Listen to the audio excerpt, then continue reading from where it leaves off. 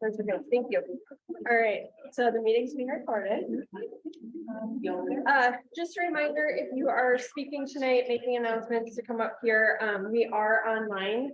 So we have a couple of guests, so make sure you are in front of the owl so that they can hear and see you.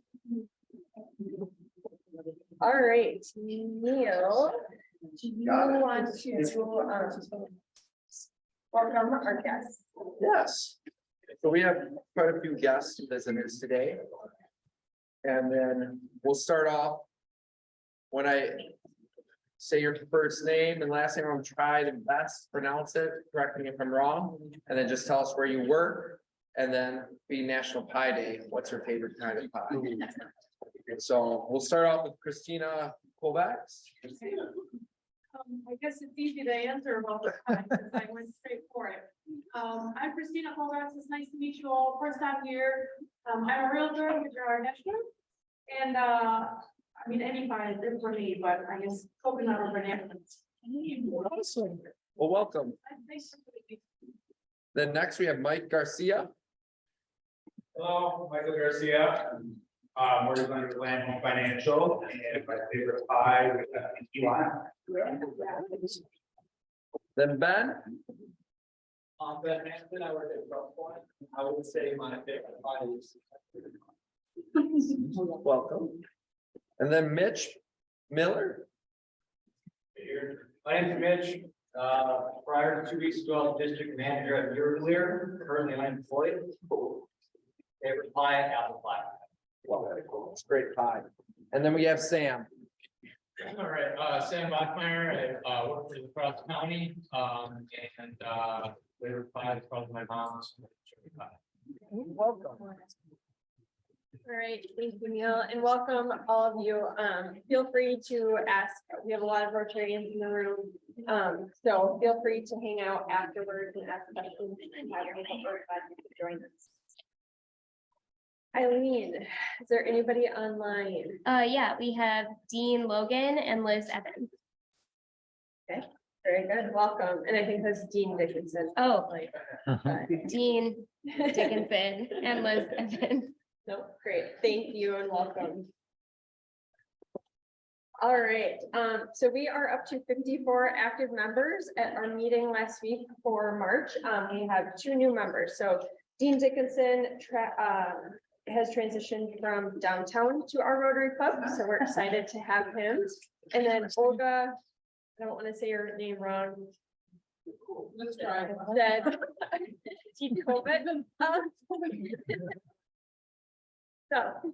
so they are now our new members, so make sure you give them a warm welcome and introduce them into our club. So welcome. All right. So this month is Rotary After Hours 12th birthday. So we have all of our founding members here or have their anniversary this month. So Lori Francis, Danny Raffy, Eric Miller, Ryan Bourne, Justin Garvey, Donnie Brevick, and Shane Sir, all are celebrating 12 years with Rotary After Hours, which is very exciting. But we also have Ben Addington, who's been with our club for 9 years, Marissa, 7 years, Dustin, 7 years, and then Brianna, 4 years. So we're glad you are all part of our club. Birthdays this month. So earlier this month, if you are on Facebook, you probably saw Rotary celebrate, or our club celebrated its 12th birthday on March 2nd. March 10th is Christian Sports birthday. And then coming up, we have Lori Francis on the 20th and Colin Lucas on the 31st. So happy birthday. So I thought I saw you speaking. So happy birthday. March membership month. So you want to talk about Sure. service? So we have the email that I sent out. Sorry about the one that got sent out twice, because I'm having such a wonderful time figuring out how to create a sign sheet. So to register from the address that you got in your last email for the Hickson Trail cleanup, maintenance or whatever you want to call it, has already been changed. And then because of the snow that was possibly coming on Friday, it might be changed again. So please, I invite you to be very patient. You will find out where to go Saturday morning. And we think we have 5 or 6 people signed up right now. So you can, that tells you in the email what to wear. They said double up some layers, depending on how warm it is. It is also a middle to upper teenager family friendly event. So feel free to bring anybody you would like, even maybe a possible new member. And then there's something I'm forgetting. Oh, I'm gonna talk about it during my presentation tonight, but we have one new service event that is gonna happen in May, and also 2 programs that will happen in the summer. So it'll be exciting. There you go. Thank you, Phil. Our next meeting will be in 2 weeks here. We have Rick Height from Viterbo University. He will be talking about ethics and the keys to a healthy society. So that should be a great speaker. He speaks all around the community, the state. He has books. He's a really great speaker if you haven't heard him, so I encourage you to come. And then the end of the month, we have Heights for Polio on Thursday, March 30th. It's $30 per person. You'll get to sample a couple different beers. I believe you get a pint. If you have pizza, it's at Big Al's. They have a little side room, so it'll be there. You do need to pre-register. There's a QR code. I don't know if you're close enough to get that, but just make sure you register sooner rather than later so that they know how many people are coming. And I forgot to mention, yes, Sorry, I just have a question. I don't drink beer, but I'd like to attend these events. yes. What are you talking about that, or how do you contribute? I was thinking about that because I don't drink beer either.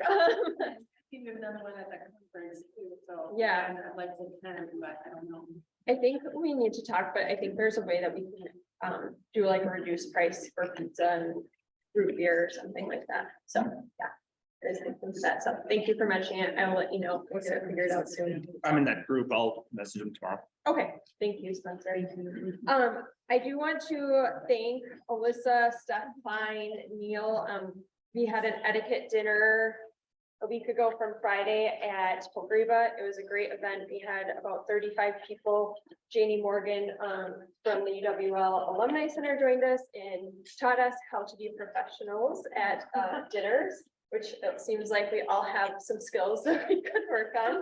But nonetheless, it was a fun, great conversation, great people there. So thank you for everyone that attended and helped plan it. It was a great evening.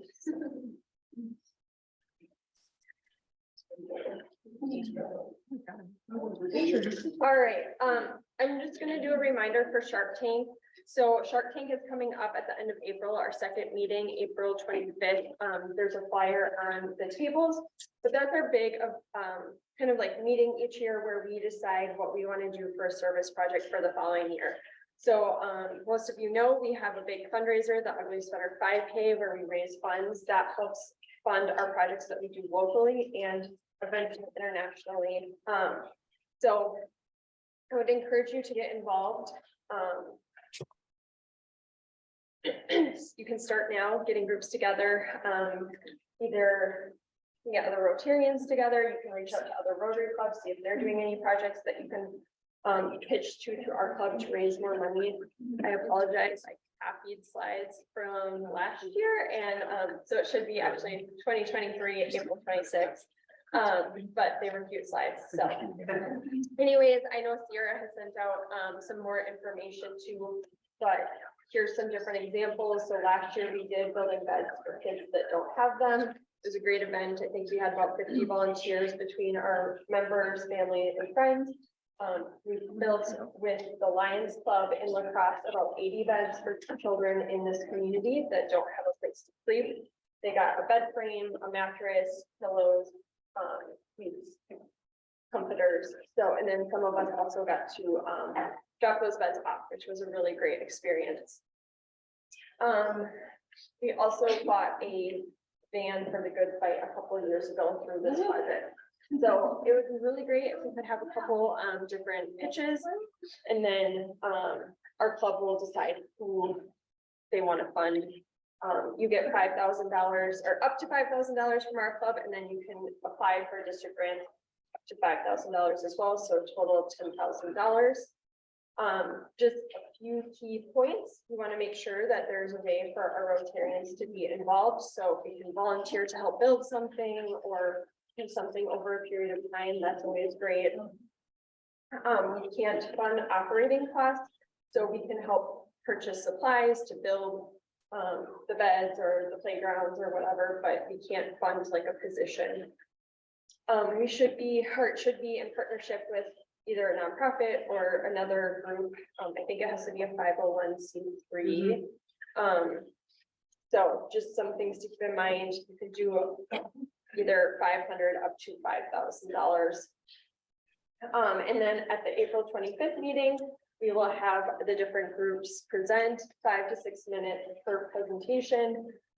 It does have to be pitched by a Rotarian. It can't be someone from the member organization or the partner organization, but they can attend if there's questions or something that they you might need help answered. Our members will vote on their favorite one, and then the person or group that wins will be responsible for filling out the district grants and other information. And it does have to take place within the 2023-2024 year. So July 1st, 2023 to June 30th, 2024 is when those funds need to be spent. Any questions on that?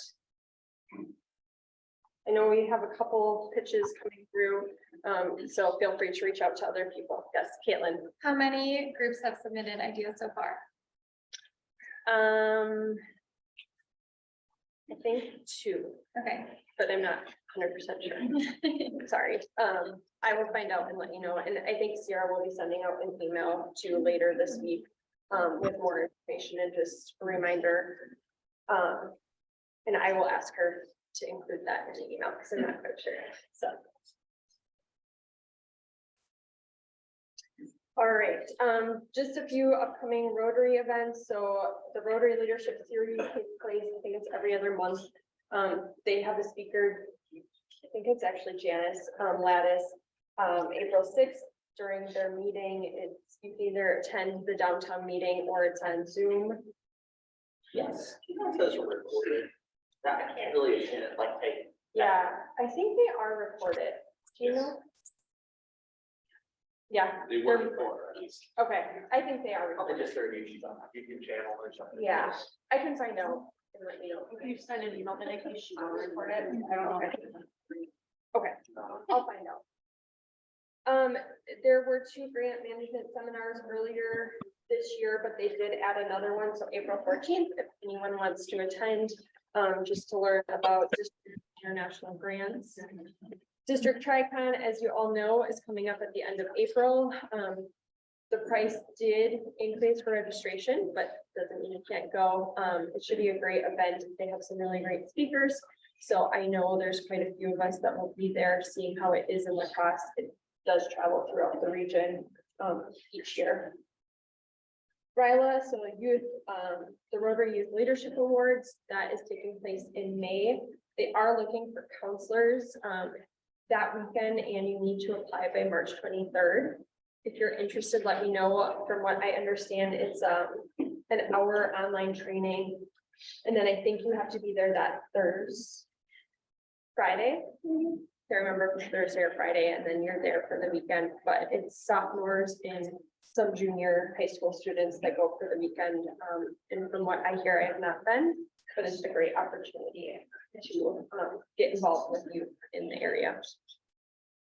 And then Rotary International Conference is in Australia, if anyone wants to go. I just wanted to add a couple of the different Rotary events that are going on with the other clubs. There's some club socials coming up if you want to go. Might be a good way to find a pitch for Shark Tank, see if any other clubs are doing something that you can kind of get extra funds for. Alaska Hilltopper Rotary is doing a pancake breakfast at the home show March 24th and 25th. The port queue for Hilltopper Rotary is May 18th. And then there's a couple of golf outings and lobster fest coming up in June and August. And just a reminder, I did email this to our newer members. Rotary, the district just started a new orientation for anyone they recommend about either a year or less that you've been involved in Rotary. It's just kind of an overview. It's an hour long on Zoom, either at 7 a.m. or 7 p.m. on March 29th. So if you need more information, let me know. But like I said, I think I emailed everybody except for our new members. So I will make sure you get that. Friendship exchange, if you want to go to Croatia, a great opportunity in September. I know Jennifer just went to India on a friendship exchange. Do you want to give like a 30-second snippet, recommend it or not? Highly, highly, highly recommend. It's well worth the use of PTO and any pennies you've been throwing into your piggy bank throughout the years. Yes, I went to India for 2 weeks. We visited a couple states and stayed with other Rotarian families.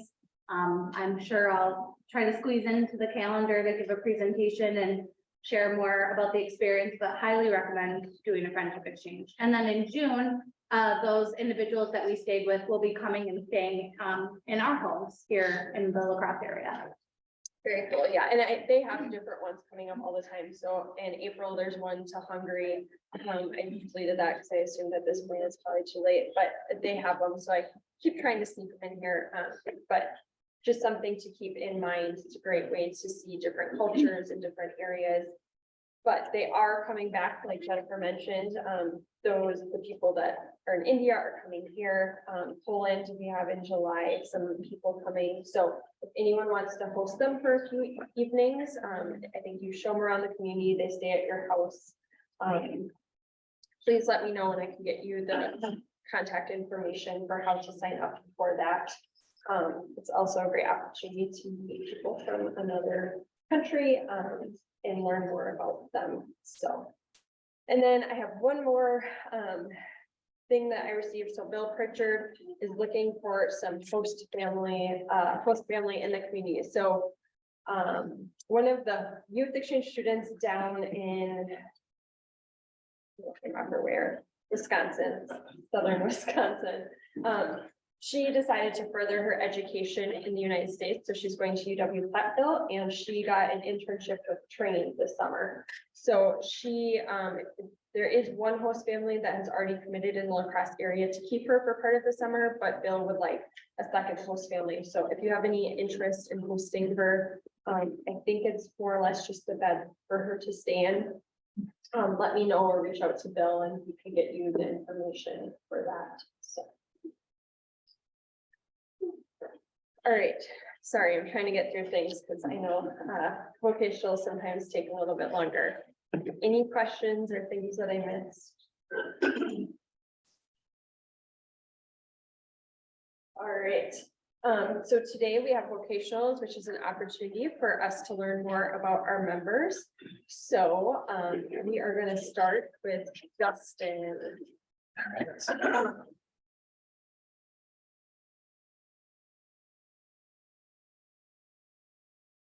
All right. Good evening, everyone. And a special good evening to those watching virtually, as normally I'm one of you jumping on the meetings after our 6 p.m. broadcast, which is currently going on right now about in the sports segment. So I'm playing hooky tonight. I'm the evening anchor at WXW News 19, and it is a pleasure for me to see you all away from the screen, to be in person here with you. Like I said, I'm the evening anchor. I've been that now. That's all right. I've been in broadcast journalism now for 13 years full time. I started while I was going to school at UW Eau Claire, at our sister station in Eau Claire, WQOW News 18. I worked the morning audio board, so I would make sure all the microphones were on, all the sound bites you could hear, and all the reporters came through loud and clear. Went off to class full time, and then worked as a sports photographer. So I was a full-time employee of WQOW during my senior year, and thanks to a relationship with the general manager of WQOW, WXOW, Dave Booth. Thank you, Dave, Emma's dad. I got to apply for the weekend reporter position about a month after I graduated here, and I got hired and I worked at the station I grew up watching. So that in and of itself was kind of a dream job. And I followed what I like to say is one of two paths kind of in the broadcast world. Typically, young reporters will move to larger markets, your Madisons, your Milwaukees, your Minneapolis, working their way up that way. I was fortunate enough that I've been able to stay at this station I grew up watching my entire career so far, and worked, as you can see, through a variety of roles there, dabbled in a little bit of everything, even spent some time in advertising sales, which during that, I quickly found out I really missed the journalism side of things. Thankfully, the day I was going back to our news director to beg for any job as a reporter, I found out our current Daybreak co-anchor was leaving. And so serendipity, I was able to transition into that role. Spent 7 years waking up at 2:30 in the morning before Scott Hackworth, our 29-year evening anchor, retired in November of 2020. And I then stepped into that role as the lead evening anchor at News 19. And that is now my dream job, and I'm thrilled to be able to do that. Now, when I was working mornings, I typically got asked, what time do you wake up in the morning? Like I said, 2:30. Now I typically get asked, what do you do? What does your day look like? Because you see me at my work about an hour a night at 6 and 10, half hour each time. So there's a lot more that goes into it, though, especially in local journalism. Starting with our morning meeting, and this is a positive side effect of the pandemic. We used to have this meeting in our news director's office, and the only way I'd be able to join in was to call, and they put me on speaker. And I don't know any evening anchor that ever did that when I was a reporter. But since the pandemic, we started using Google Meet now to hold our morning meeting. So I can hear what everybody's working on, what stories we're following, pitch my own ideas if there's something that I've heard of, and be better prepared for when I go in to the station in the afternoon, where I will meet with our producer and news director, kind of go over what the shows are looking like. And then from there, it's writing, it's editing, it's gathering additional content, sending emails, following up on emails, making phone calls, doing research, everything we can in that span of time to be able to present the most accurate and up-to-date newscast that we can at 6 o'clock. I give myself about 15 minutes for hair and makeup. At this point, I've gotten it down to a science. That was a bit of a shock when I first got into the business. And then afterward, I record things we call headlines and topicals. So when you're watching primetime ABC programming, you'll sometimes see coming up tonight at 10. We typically do that right after the 6 o'clock show. Give myself a little bit of a dinner break away from my desk before I go right back to it, gathering our content from state, national affiliates, regional affiliates. Our focus at the 6 p.m. news is always as hyper-local as we can, which means we're focusing on the Cooley region, La Crosse and surrounding communities. At 10, it's a little more, here's what else happened during the day. We touch on national stories, but I still try to keep that focus as regional as possible. And that's why I encourage anybody, I hear from a lot of people, oh, I don't watch the news. And it's like, that's fine, I get it. It's a different world, and there's a lot of different sources to get information from. But we are doing our best as well, not only to present that traditional TV broadcast, but for example, we now have a mobile app and also smart TV apps where you can watch previously recorded newscasts from earlier that day until the next one airs at really any point that works for you. So I always encourage people, whether it's from us, our competitors, the newspaper, follow local news, because that's going to help you be the best informed citizen in your community and make decisions about your life.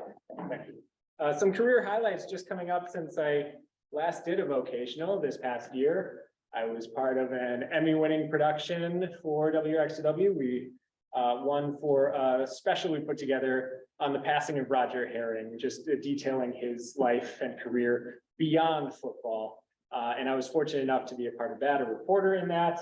And we won the regional Emmy over the Minnesota Vikings, the Minnesota Wild Hockey Day in Minnesota, and I think a Twins special too. So I feel pretty good that we beat up Minnesota. Year before, 2021, I had one of the coolest stories I ever got to do. I took a brief nap at 7.5. Blue Angels were in town and they walked me, I was fortunate enough to be the media VIP to go up with them. They walked me through a lot of their tricks that they do, and it was when we were doing a vertical roll that I went to sleep. It is intense, and if anybody's watched the movie Top Gun Maverick, what they show there is very accurate for how that feels on your body when you're undergoing that sort of pressure. And then in 2020, during the presidential campaign, which is always a big season, I got to have a one-on-one with the Vice President of the United States, which was probably the coolest interview I've ever gotten to do in my career. How I got here, as I mentioned, UW Eau Claire. I worked at the student TV station, TV10. I majored in broadcast journalism, which has since changed. I think it now encompasses a more overall digital media sort of career. I don't know if you know anything about the communications department there, since I've been there. I also got a minor in political science because, as it seems, there's an election every couple of months. So I like to know a little bit about the nuts and bolts going on behind the campaign visits that we did. And I came there by way of University of Minnesota at Duluth. I spent a brief collegiate career there because after high school, I had thought I wanted to go into performance. So I was looking into theater, acting. UMD has a great acting program, and it was there I kind of realized I'd like to do this, but I'd also like to collect a more steady paycheck. So I switched to broadcast journalism and went to UW Eau Claire, which is where I met my wife. We started dating the day before I graduated, so timing is everything. She and I both are involved in theater, and that's kind of our mutual love, how we first connected and how we stay connected throughout celebrating 10 years married this November. Thank you. And we are also chairing this year the United Fund for the Arts and Humanities Committee, which is kind of like a United Way organization, but for local groups like Lacrosse Community Theater, the Lacrosse Area Historical Society, Lacrosse Archaeological Society. So any donation you make to United Fund for Arts and Humanities goes to supporting arts in our community. Since my last vocational, we've expanded our family to 5. Our oldest son is now in 2nd grade, Damien, most likely to be found in a book. Our youngest son, Dax, is in kindergarten, most likely to be found in a pile of leaves. And our daughter is turning 2 on May the 4th. So she's our Star Wars baby. And our dog, Charlie, is an 11-year-old Corgi mix who's most likely to be found cuddled up on the sofa. Passionate pursuits, as I've mentioned, theater's been a big part of my career. I haven't been able to do that as much since transitioning to the evenings. A lot of rehearsals take place in the evenings, as Brandon knows. So I've spent more time on the golf course introducing my boys to that. And as Nathan can attest, curling has become a big part of my life. I've been a part of the Lacrosse Curling Club for the last 5 years now. 2018, I kind of got into it and just did a Bonspiel or tournament in Centerville, which was a lot of fun with my team. And then emceeing has become a big passion of mine as well. Being out in the community, being able to see people in person, and put what I do for a living to work for that. As we saw on the anniversaries, I joined Rotary After Hours in 2016. I'm a 2nd-generation Rotarian. My dad has helped charter 2 clubs in our area and is currently a member of Onalaska Hilltoppers. I was thankful enough to earn a Paul Harris Fellow for emceeing last year's Tri-Con in Elkhart Lake, which was a lot of fun. And there's my plug for this year's Tri-Con. I'm going to be, they asked me back to host again. So I'm happy to be with all of you, hopefully, at Tri-Con. It's going to be a great time. Among the speakers that are going to be there, I just want to mention the District Governor of Poland, Piotr Jankowski, is going to be presenting at the Saturday morning plenary session. So that is something that I really think everybody would be worth coming to see. This was something just recently, with 3 children now, I went through and made a will. And as part of that, you can say, I'm going to give some money to Rotary in the event of my passing, and you become a member of the Bequest Society. You can learn more information on how to do that on the Rotary International website. It's a great way to include Rotary as part of your life and then legacy. One thing that's always stuck with me from one of the early meetings that we had back at the Radisson, early meetings in my Rotary career, it was a forum, and one of the panelists said to us all, find a way to put what you do for a living to work for Rotary. So that's kind of what I've tried to do in my Rotary involvement, and I haven't always been the most involved, but I've liked to work on the public image committee and help with Marissa at times with the Chronicle, our newsletter, and also being able to be an MC and serve with the Tricon and Avenues of Service every August. I'm happy to serve as that. So I challenge all of you Rotarians to find a way to put what you do for a living to work for Rotary. Answer that question. What is your Rotary why? What keeps you coming back and keeps you involved? And for me, that's being able to not only put my work to work, but also find ways to get involved and make this community an even better place to live. And I hope to continue doing that. Any questions? Kind of feel like I went through a lot there in a short amount of time. Yeah, Rachel. Is it typical for anchors to do like as much research as you do? It's in a smaller market. We tend to be a one-stop shop for a lot of things. So I do a lot of the writing, researching, anchoring, obviously, writing, researching, editing, video, shooting my own video at times, because that's just kind of the nature of the business. It's changed. When I was first becoming a reporter, it was very competitive to even get into a small market station. I think I interviewed one time that spring and was told that there are no jobs. We don't have any openings for you. Now, a lot of larger markets like your Madisons, your Green Bays, your Milwaukees are hiring reporters fresh out of college, which makes a challenge for us in smaller markets to attract, because they can obviously pay a little more than we can.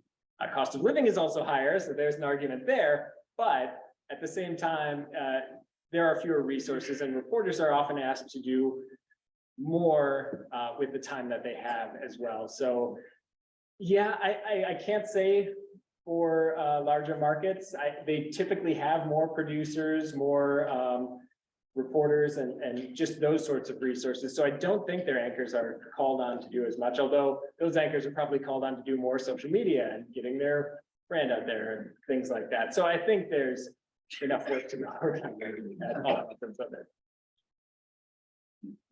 Yeah. So you're kind of a local celebrity. Do you like that, or do you sometimes wish that you could have some anonymity? I do sometimes wish I could have some anonymity, and I find that a lot of times this area is kind of nice, because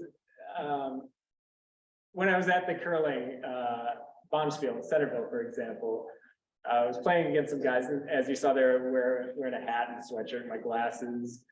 And we were going around the table after the match, and we were all talking about what we do. And it came to me, and I said, I'm the evening anchor at News 19, and all the guys on the other team were like, oh, that's how I am. So I guess I had a little bit of anonymity there, which was nice. But at the same time, it is kind of uplifting at times just to be out grocery shopping and have someone come out with you and say, it's nice to see you, outside of the TV. So I do enjoy that aspect of it as well. What's the favorite recent story that you just were like, I love telling this? Favorite recent story was a preview I did of the musical Hairspray coming to the Turbo. Yeah. And I was really excited to do that, because my only ever college theater production that I was a part of, I was through a connection from the Weber Center, I was asked by Matt Campbell, who used to be a Viterbo professor, and he was directing Into the Woods in 2019. They needed a guy to play a small role, so he asked me if I would play the steward in that. I was on stage with Lauren Johnson, who is now part of that national tour of Hairspray. So I got to talk to her about what it's like coming back to Viterbo and being a part of the production, such a meaningful production too. And getting to share that story, I think, was one that was a lot of fun to do, for one, not only to reminisce with her, but also it was a great show. I was happy to be able to preview that. Yeah. Any memorable bloopers that it probably. Aside from the footage of me passing out on the jet, there are, and we used to do this more regularly when we would have a company Christmas show, and our longtime director would save the bloopers throughout the year. So we put together a nice highlight reel of all of the mistakes that we've made, and there are a number, because it's live TV, it happens. Thankfully, nothing too, I guess, internet worthy that has stuck with me over time. Though I did make Kimmel once, not for, it was for a story I had chosen to air in our morning show. During the 2016 campaign, Scott Baio, who some of you may know from Happy Days, I thought it was relevant that, you know, he was in Happy Days, which is set in Wisconsin. People knew this show. He endorsed Donald Trump for president. So I just ran a quick little thing saying that. And Jimmy Kimmel used that clip of me in his show. So I've been on Jimmy Kimmel. I just wanted to give you a huge shout out. Dustin is the leading advocate for Rotary in general, but Rotary After Hours. And so much of what we do is storytelling that we tell, and you and your news crew, just the stories you tell on the projects we do are really phenomenal. So thank you for being such an advocate for Rotary, and you're a true asset for our club. Thank you. And that's in that same vein of what I said, putting what you do for a living to work for Rotary. I also feel the same way. Rotary is such a great way to connect with people and find ways for it to enhance your work, and to be able to share those stories are also very meaningful for me. Being able to tell the story of the mobile medical unit that we helped with the St. Clair Health Mission. That's one that's always going to stand out for me as well. Thank you.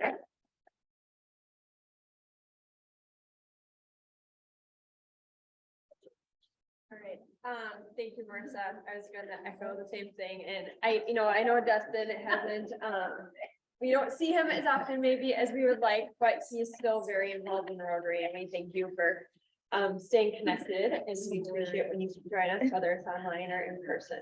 So, thank you. All right, next up, we have Spencer. I went a little looser on my PowerPoint then. I have been templated already. I can just find myself. Yeah, I also didn't realize you guys set me up between two people that get paid to speak professionally. That's the correct thing. Things perfect spot. Stop Okay.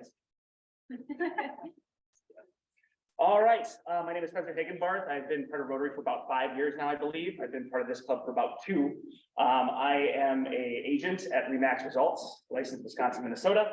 And then also part-time, we invest and flip in properties.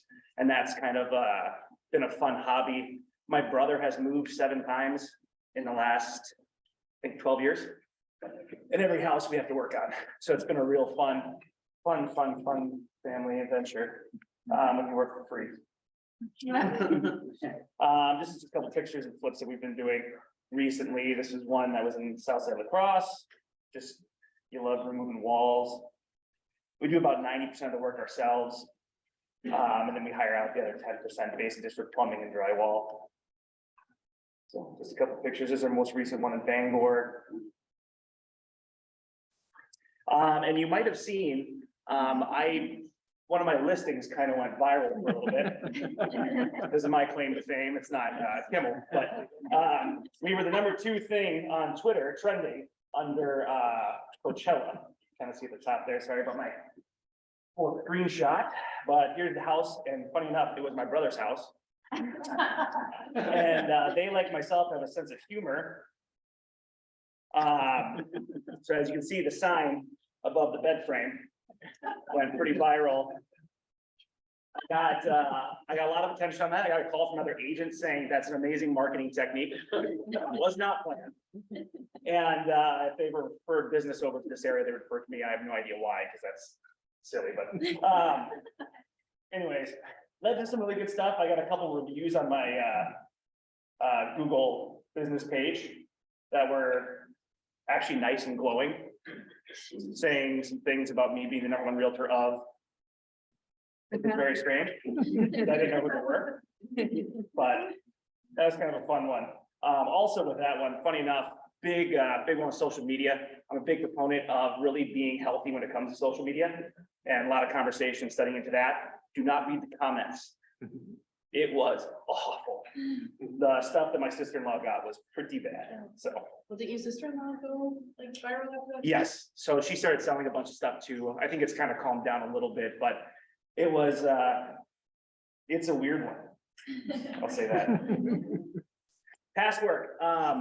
So I used to manage a grocery store for my parents. I grew up really thinking that that was going to be what I did for the rest of my life.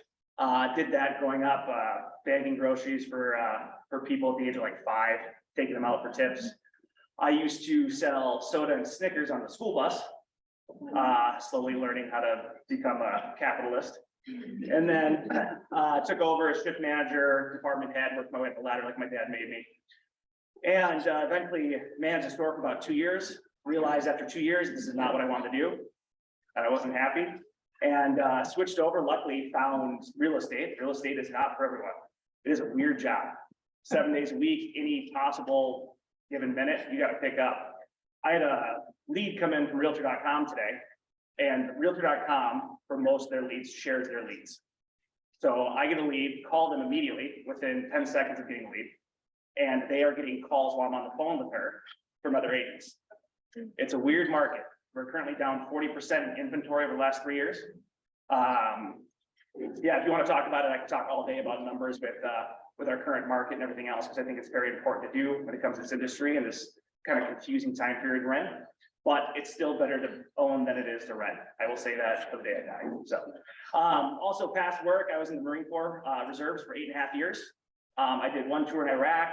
I got a couple different stints in different places. I've spent at least 1.5 years of my life in California now, just from different trainings. The pictures up there. Let's see, the one right under the bottom left, that's me in Iraq. I was a turret gunner. Normally operate at 240 Gulf. So that's a 7.62 chain link machine gun. It's one of the most reliable weapons the military has when it comes to cruiser weapons. That's me in a little bit of a ghillie suit. I initially started, I joined when I was 18. Was lucky enough to graduate as company honorman from boot camp, so I got an early promotion. Went to MP school, so military police. Did that for quite a while, but when it comes to overseas, you're normally kind of positioned to something different than your specific job. You kind of get a different outlet. So I was a machine gunner in the convoy security team, and then we had a lot of great memories, a lot of great people. That's me and my mom's cousin, actually, the top right. He was our commanding officer while we were over there.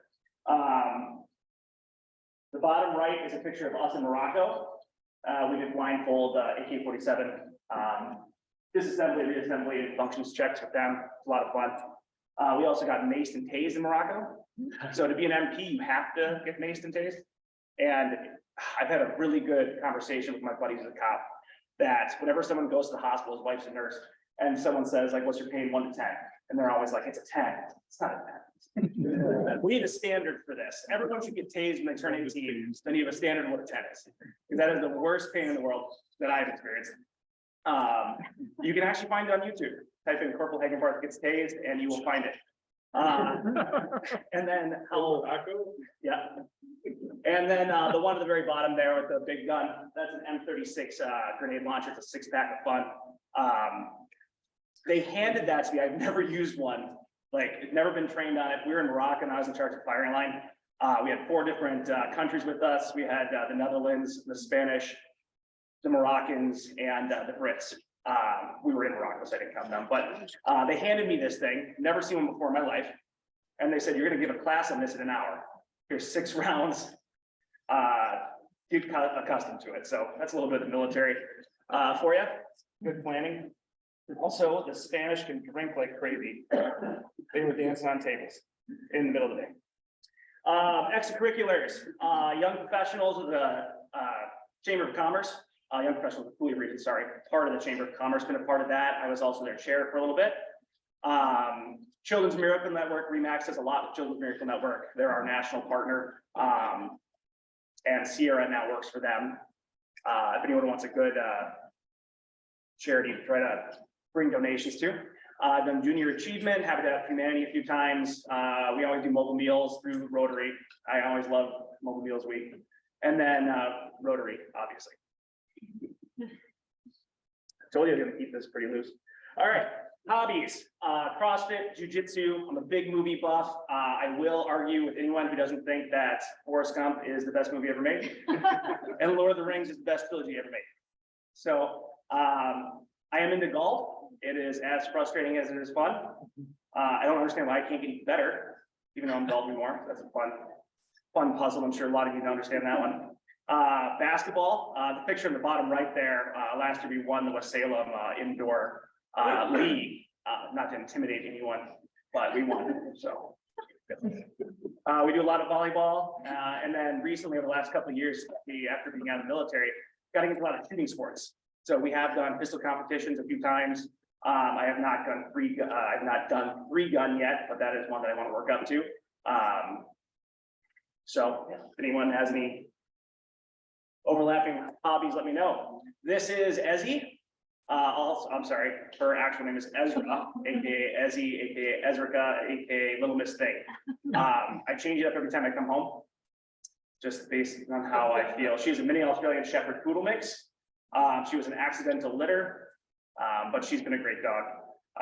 If anyone can attest, small dogs are different than big dogs. I used to have a German Shepherd for the longest time, easygoing. Little dogs are hard.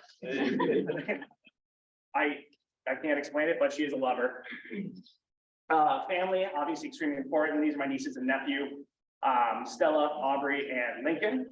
And they are just a lot of fun, keeping me on my toes. I didn't put any pictures of my brother, sister-in-law, and my parents because they're not as photogenic as these three. Future goals, continue to grow my business and myself in an ethical way. I think that's an important thing when people talk about you, even if you're not remembered long-term by like overall society. It's good to have, when people say your name, it's like, yeah, good person. Create a family at some point, obviously, obvious goal of mine, better my community in some way, shape, or form. That's why we're here. And then to live happily. Yeah, so that's pretty much it. Any questions? Yes. As somebody who's also been tased, I haven't been, news story. Would you rather be maced again or tased again? So it's tough. It's a good question. So when you ride the Lightning, it's only 5 seconds long.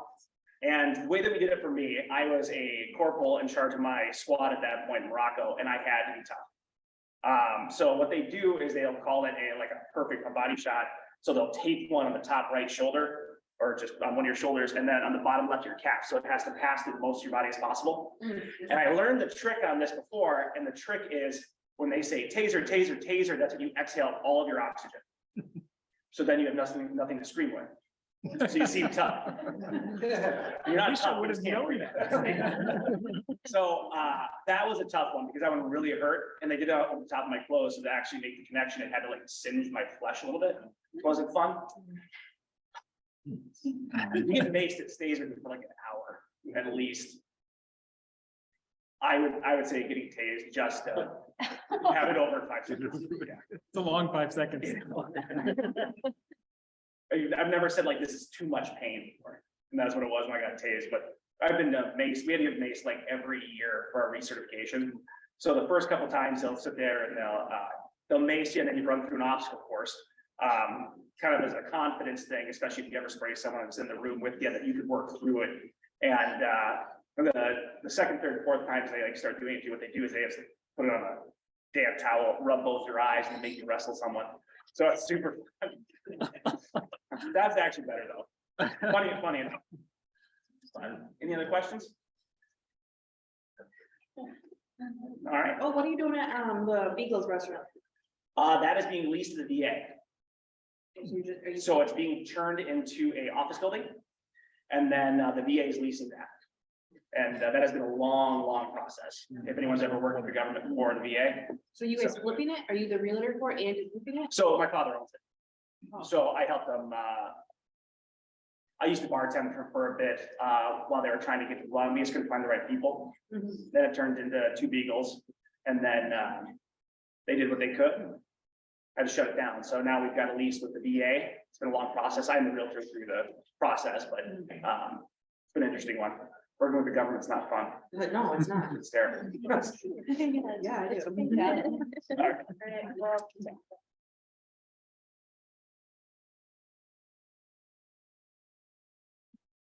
Thank you, Spencer. I think you bring a lot of fun to our club, and I know you help with Friends from Polio. You were a former president of East, right?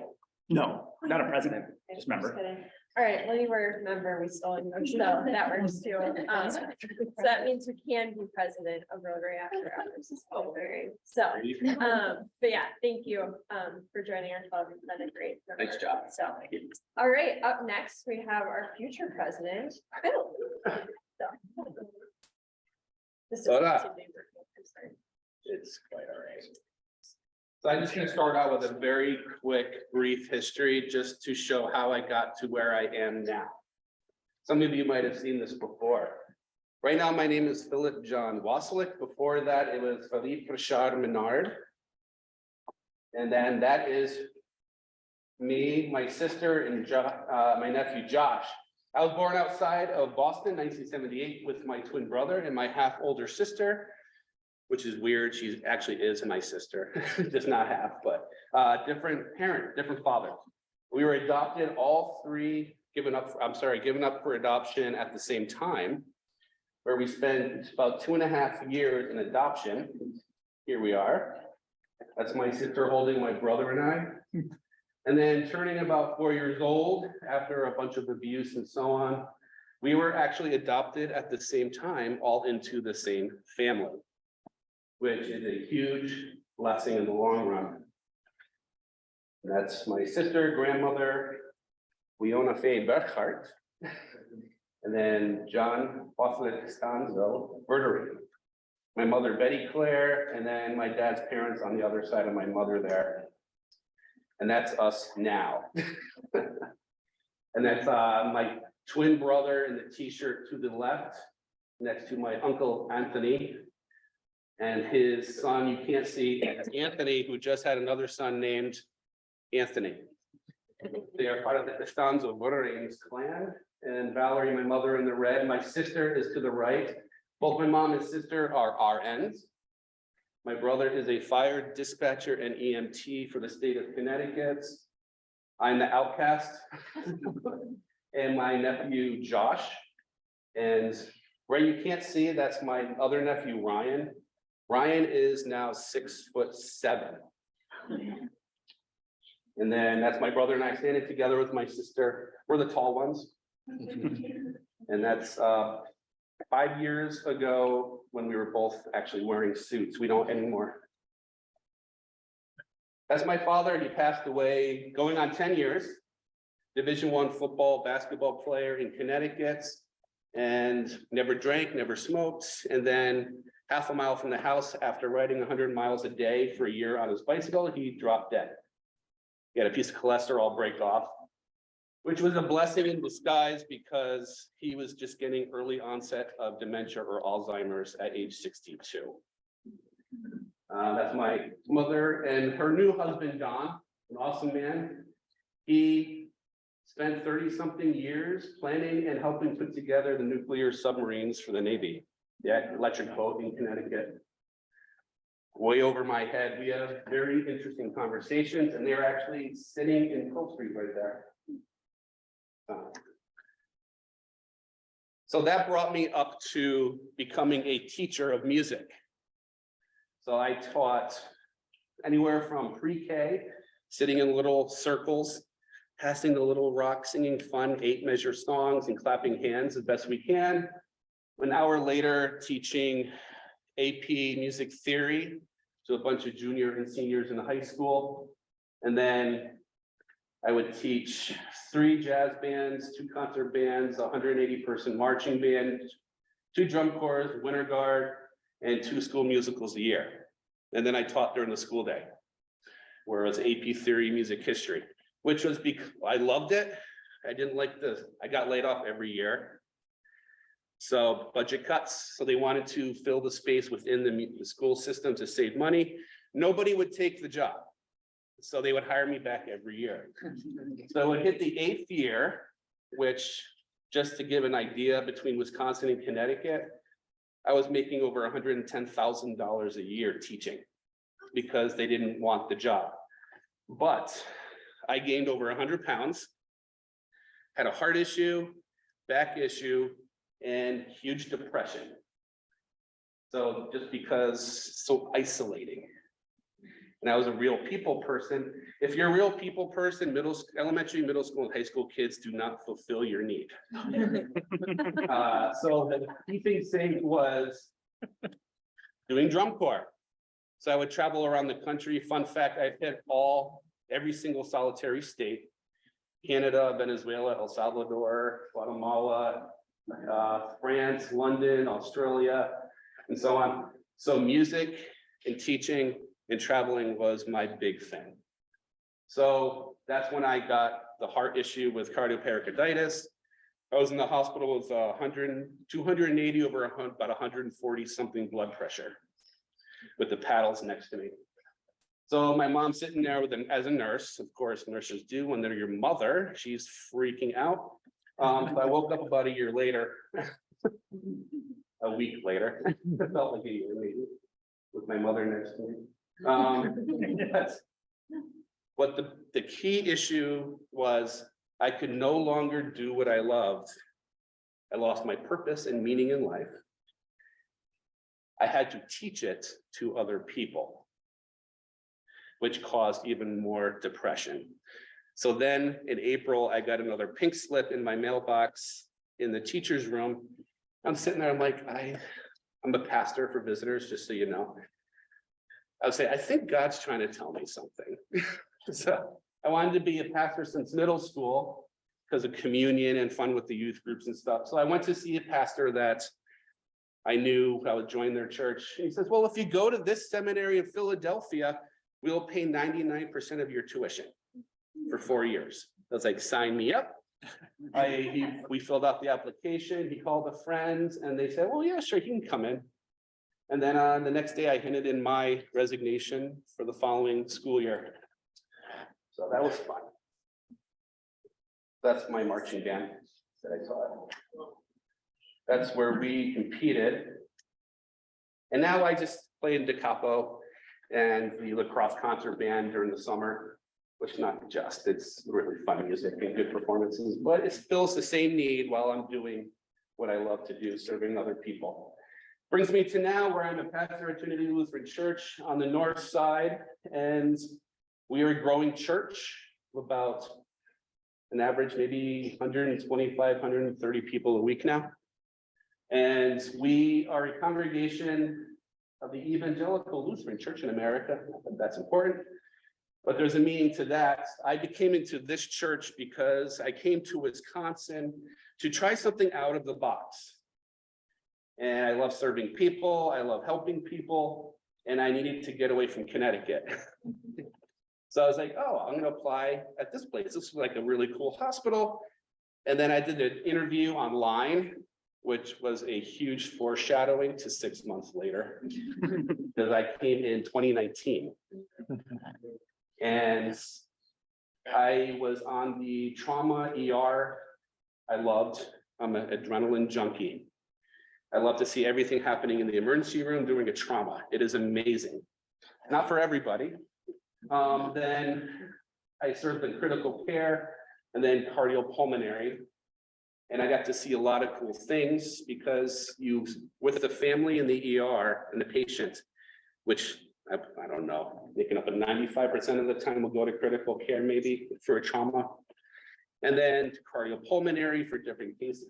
And then in that time, I started working with palliative care, where I actually met Larry for the first time as he stood against the wall during a meeting. And it was nothing more, cautious how I say this, rewarding, life-giving, than sitting with somebody who was at the end of their life and sitting with their family and just saying, oh, you know, I'm here if you need anything. And then if I didn't know the patient and the family didn't know me, and this awkward 6'2", 6'3" guy with tattoos is walking into the room as your family member dies. Say, hi, I'm Chaplain Phil. I'm here just to be with all of you. And I say, I don't know Nathan. I needed a name. I don't know Nathan. This is the first time I'm meeting them and you. Can you tell me something about Nathan? 1 minute. Oh, thank you. So that brings me to today. And one of the reasons I joined Rotary is, number one, I just met a guy somewhere and he said, hey, I like talking to you. Why don't you join my Rotary group? Who was that guy? I forget his name. Bruce, downtown. And so that was actually during the height of the pandemic, and we never went to a meeting in person. And then I met a couple other people and they said, well, talking to you, why don't you come check out our Rotary group? And then I went to the Radisson and it was Kismet. And it was like awesome. And then I was like, this is a group for me. I love being with people, energetic people who also people who seem to be a lot of fun. And I should have my notes. Get somewhere outside my comfort zone. And then I always wanted to volunteer at a higher level. So my church is one level, hospital is one level, Rotary is another level. So I consider all three different degrees of service in different capacities. And I love to have fun. And I'm a person who is always open for a conversation. You can call me up, text me anytime, email me. I will sit down with you anywhere and chat with you. And that brings me to why I was asked to say why I want to be president. I don't necessarily know if I wanted to be. Or at least I know I had another year ago. But it's cool. I'm easygoing. I know I'm going to learn so much, and I'm actually right now finishing up my doctorate, this PhD, my dissertation in organizational leadership with theology. And it almost like this is like a dream come true to try all the things that I've learned and to be working on servant leadership, which I think Rotary really is. That's the basis of it, and be part of the community. And any questions? Yeah. You said that there were a couple other service events that are going on later. Oh, yes, thank you. So, so that's a good closing to this meeting.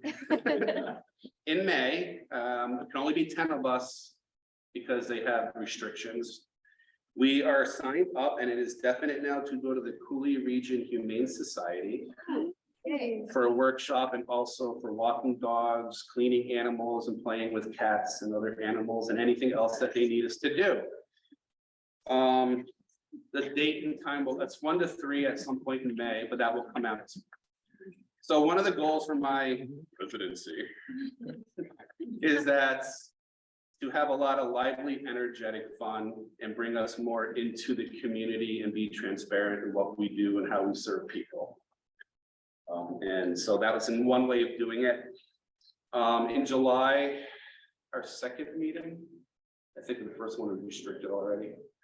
The second meeting will be at the Hmong Cultural Center, where we get to hear about the Hmong culture, the diaspora, and how their family systems and everything and their culture works right now. So that's another, I think, would be a really interesting one. And then the other one in August is 90% done, where we will be going to UWL Fieldhouse for a tour and maybe some games.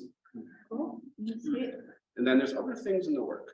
So, any other questions? What's your favorite service event?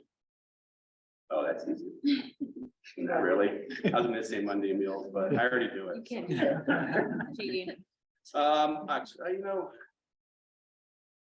I really think for right now, until the Cooley Region Humane Society was really the either mobile meals, because I got to meet so many interesting people and experiences, but also the highway cleanup, I think. And then following that might be the fencing. Wow. As much as I can possibly do. But because of my back, I've been pretty restricted in what I've been able to do. So I can't really say. Anything else? Yeah. I just have a comment, both for Spencer and you, Phil. I give you guys a lot of credit because you both started in different Rotary clubs, and not to say that we're the best, no, we are. But it's really about finding which one's best for you and which one's fit for you. So all of the guests here today, super excited that you're here and hope you'll continue to join us in our different functions. But instead of just throwing in the towel and saying I'm done with Rotary, you found what was the best niche for you. Yeah. And you've been able to take your strengths and traits and find purpose here, and then just be so giving and of your time and collaboration amongst our members. And you both are such great assets to our club. So I'm glad that you're with us, and hopefully you never go anywhere else. I am not planning on it. So thank you, everybody. It's awesome.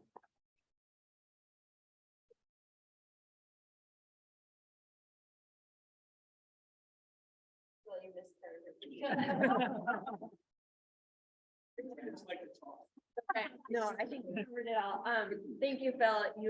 It's been really great getting to know you over the last year, being on the board, and I'm looking forward to you taking over as president, so. But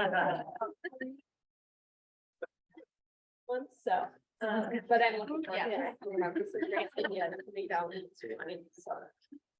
Just a reminder, next meeting is here, March 28th, at 6 o'clock. It's Rick Kite. The title is Citizenship, Service, and Social Capital, Keys to a Healthy Society.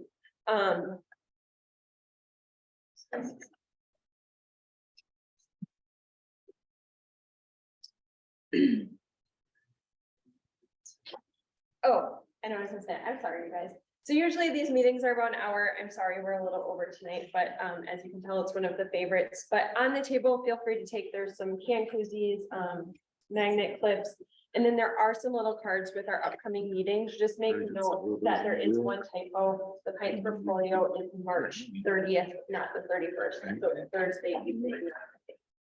And if you might be planning on going to the Big Brother Big Sisters catering fundraiser next Thursday. Next Thursday, 5 to 8, and haven't bought a ticket yet. They sell 2 tickets for $130. It's a discount because they're individually $75. And you can also get your like little banner on like the promotional. So we can put the Rotary After Hours little logo on some of the promotional stuff. So that's next Thursday, 5 to 8. It's the Yeah, and Margarita, who's a member, Yeah. works at Big Brothers Big Sisters, so Yeah. it'd be really great if we could even get a couple of members to Yeah. go. So, Support it. yeah, I want to go, so if you're interested.